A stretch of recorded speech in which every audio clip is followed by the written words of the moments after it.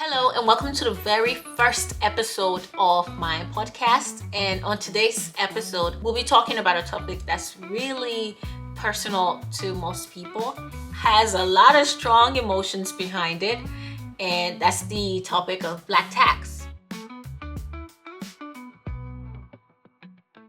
I don't want to share any personal stories or even tell you what to think about the topic of black tax. I just want to approach it from a very general perspective, like what it is and exactly how it works, and then just hopefully you can form your own conclusions towards the end of this video. Now, there are two kinds of black tax, and here in the US, black tax refers to the conscious and unconscious anti-black discrimination that makes it really hard for Black people to attain generational wealth or even financial freedom. So it can show up in like high interest rates on mortgages, on car loans, and maybe undervaluing Black homes at the point of sale, and maybe overpricing certain homes.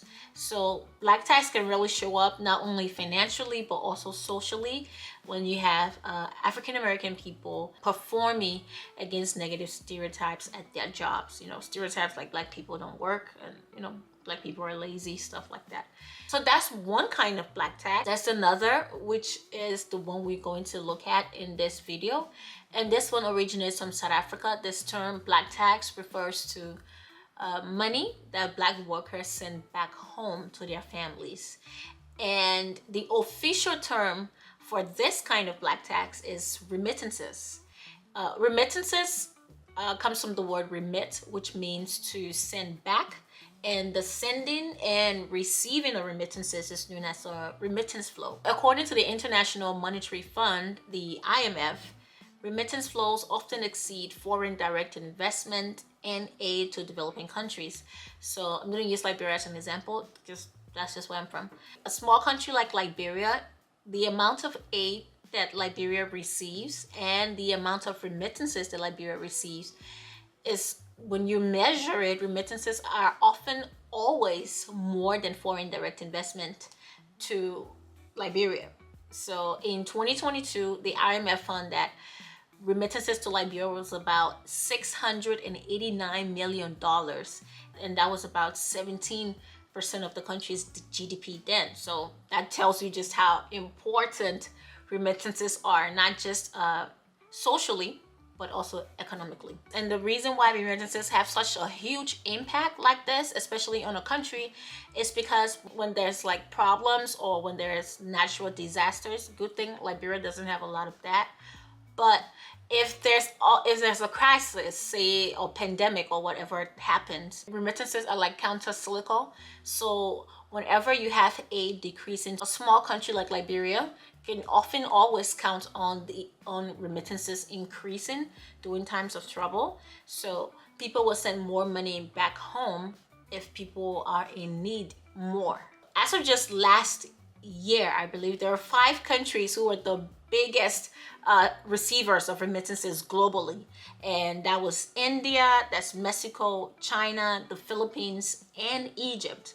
India alone had about $125 billion in remittances. That's pretty crazy. The biggest sender of remittances globally is the US, of course, because the US also has the most international migrant population. From 2018 to 2022, about 13% of the population in the US was foreign born. So there are two kinds of remittances. There's outward and then there's inward remittance. Outward remittance is when money flies out from a home country to a country abroad. So let's say you have parents who are sending money to sustain their kids who live abroad or who are schooling abroad. And inward remittance is when money is leaving abroad to a home country. So the kids sending money back home. But remittances are not just about money. Remittances can also be in kind. So it can be social, it can be cultural. Think about a migrant who lives in a country of residence and then maybe learns something about this culture and takes it back home with them. I mean, for sure, one thing that I've learned that I would like to take back home with me is how to make a killer deviled egg. And maybe in Liberia, since we're very religious, we can call it an angel's egg. But it is so good. It is so good. So good. But how does sending and receiving remittances work? So it's a pretty simple process. You have the sender who resides in a country of residence and uses a sending agent. It could be like mobile money, Western Union, Sendwave, Remitly, whatever sending agent that is. And that agent would usually charge a fee for convenience or to cover the exchange rate.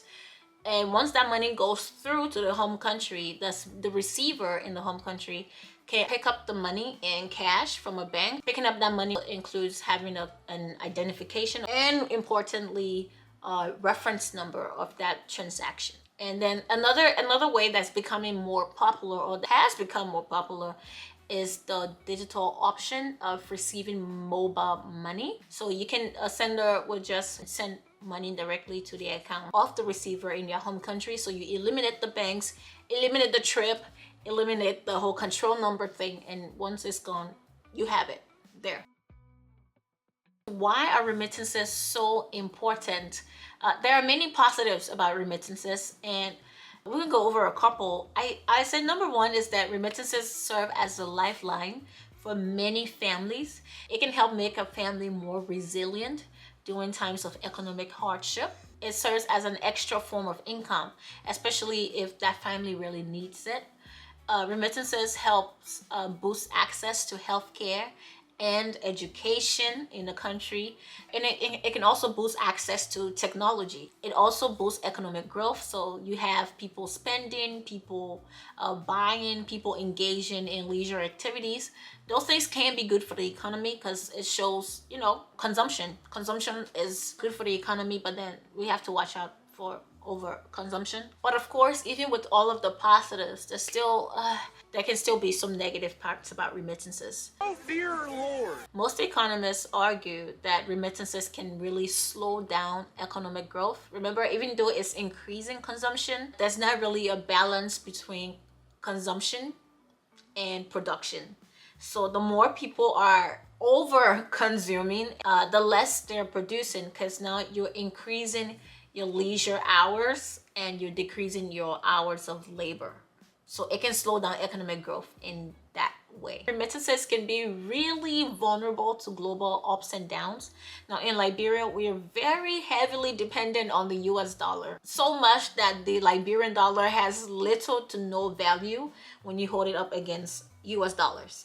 So whatever is happening to the US dollar could negatively impact the economy. So when you have a very weak currency like the Liberian dollar, and you have to exchange your US dollars to Liberian dollars, it can really greatly reduce your purchasing power. Remittances can leave people overly dependent or just too reliant on outside help.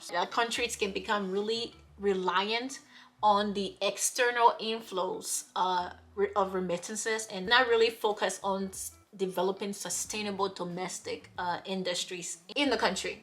Let's look at why people are even sending remittances in the first place. The Central Bank of Liberia did a study in 2017, I believe that was in September. So they were researching the impact that remittances were having on the economy. And in that document, they talked about the reasons why people were sending remittances in the first place. Number one was just out of the goodness of their heart. People genuinely do care and they send money to support their families when they see that there's a need for it. The second reason is because of a family contractual kind of obligation.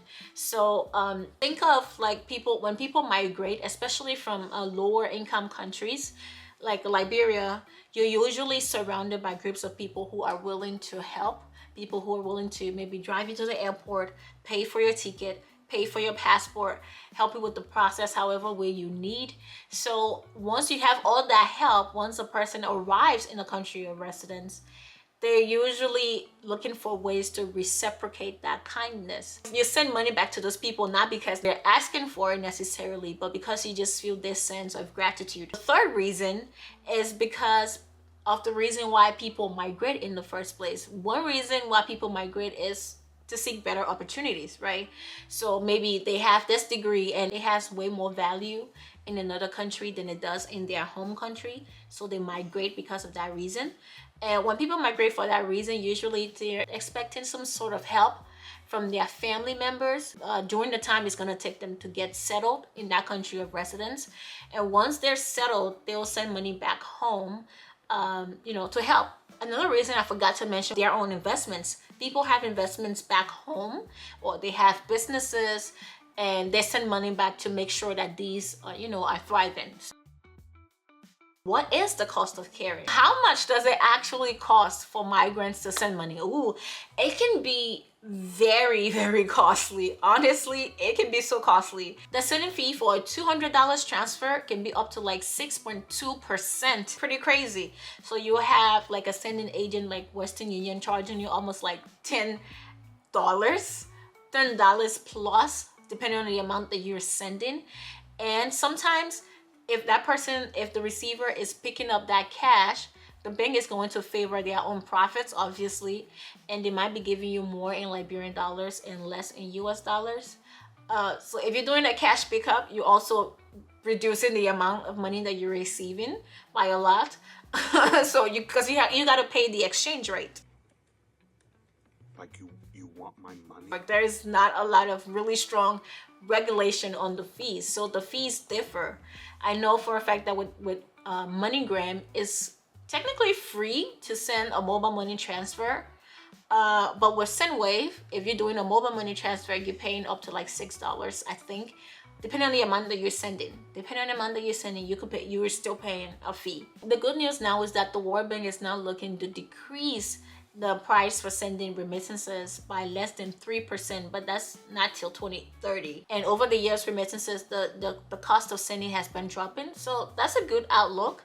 And also you have more and more players in the field of sending remittances now, which is also really good. That's just the financial cost of sending remittances. Now let's look at more the mental cost, the psychological cost for sending remittances, especially for African immigrants. It can be really difficult because you're balancing the black tax that you're paying in the US, and then you're balancing the black tax that you have to pay for your family, to take care of your family back home. So it can be hard to manage that because now you have this financial expectation here, and you also have this financial expectation that you need to meet up with. So what do you do in this kind of situation? Living in the US now for immigrants it's pretty crazy because there's been a really high increase in anti-immigrant rhetoric, and with the US elections just around the corner, nobody knows what's going to happen. Even if you do have an inkling, nobody really knows what's going to happen. And if the US does close its borders, it's a whole different topic all by itself. So it's very important that you find a way to balance these costs, and you find a way to pay them in a way that is not going to drive you insane. And there are 3 ways to do this. Number 1, realize that it's okay for you to say no. Insufficient funds, you ain't got no money. So it's okay to be like, I'm not able to help right now, and the world is still going to rotate. It's still going to keep spinning on its axis. And then you also have to make priorities, like prioritize, like what's more important for me to tackle now? Is it my rent? Is it my bills right now? If that's more important, then do that first. If you have like a family member who wants a cell phone and another person who wants tuition, what's more important, or what comes first? And this is something that I hope to talk about more, but make a budget. I believe that every immigrant should have a budget that includes remittances. So you make the budget, obviously prioritizing your own financial needs first, because, well, if you're the one sending, you need to be okay so that you're able to send. But make sure you have that. You make sure you have a plan that you're sending money. It's not just going to be any irregular hour, and it's like everybody's like, oh, I want this, and I want that, and you have all of this, and now it's like, okay, what do I do now? When you make your budget is there to help you plan. So once you have a budget that includes remittances, it's easier for you to track exactly how much you're sending or how much you're spending on your own self, and then you can either increase that amount or decrease it. In addition to making a budget, you can also change how you're sending your remittances. Now, if you're someone who always sends money to friends and family, and that wasn't quite working out for you, you can always make investments in your home country. There are startups that need certain investment capital, and if you have that, you can invest that into something that can grow significantly. Remittances can be really vital to an economy, to a migrant and their family, but they come with significant challenges, like we explained, and it can be really hard to navigate those kind of complexities, like when it comes to paying exorbitant fees, or when it comes to funds being misappropriated by maybe your family members or your friends or whoever. I hope they use this for something good. You don't know what is going on. We are making money, you are sleeping. You don't know what is going on, eh? We are making money, can't shit. But it's important that if you are an immigrant who's sending money back home all the time, it's important that you set really clear boundaries. It's possible to be able to make a positive impact by sending remittances, and it's also possible to safeguard yourself and your well-being mentally while you're doing so. And that's all for today's video, and I will see you in the next one. I still haven't figured out an outro for these videos, so it's probably going to just be me telling you bye. So bye.